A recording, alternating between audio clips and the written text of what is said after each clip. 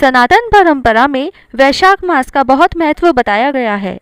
वेद काल से ही इस महत्व को वैशाख महात्म्य के नाम से जाना जाता है।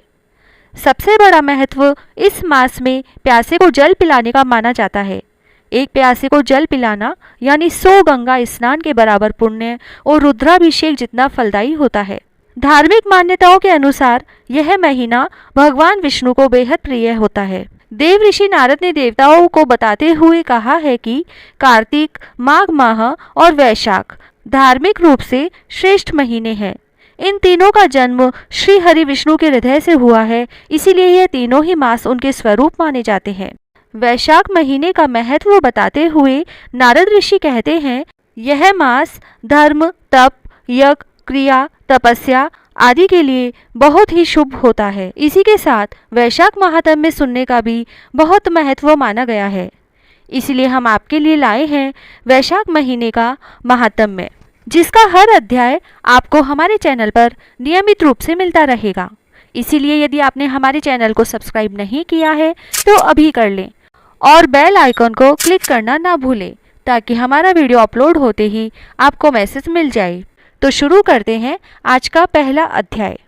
सूत जी कहने लगे कि ब्रह्मा के पुत्र श्री नारद जी से राजा अम्बरीश ने पूछा कि हे ब्राह्मण, मैंने सुना है कि बैसाख मास सब मासों में उत्तम है, सो कृपया आप बैसाख मास का महात्म्य विस्तार पूर्वक मुझको सुनाइए। यह मास भगवान को अधिक प्यारा है। इस मास में क्या दान करना चाहिए और उसका क्या फल है? इस मास में कौन से कर्म करने योग्य हैं और उनको करने से कौन से देवता प्रसन्न होते हैं? भगवान विष्णु को कौन से कार्य व कौन से दान प्रिय हैं और उनके फल व उद्देश्य भी कृपया विस्तार पूर्वक कहिए। भगवान का पूजन कैसे और किन वस्तुओं से करना चाहिए? नारद जी बोले, हे राजन, सब मासों का वृत्तांत भगवान ने लक्ष्मी जी से कहा था और मुझको ब्रह्मा जी ने सुनाया था।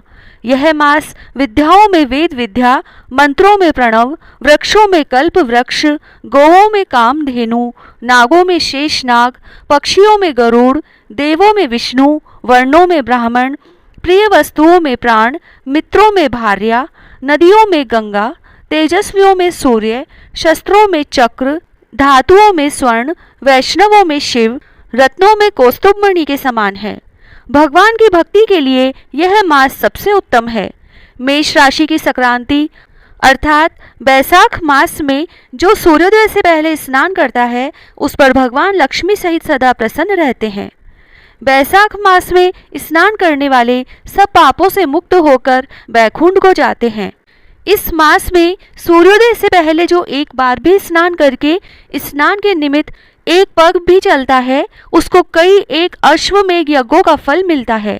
वैशाख मास में बाहर थोड़े से जल में भी स्नान करने से यम आज्ञा से उसके पापों का फल नष्ट हो जाता है।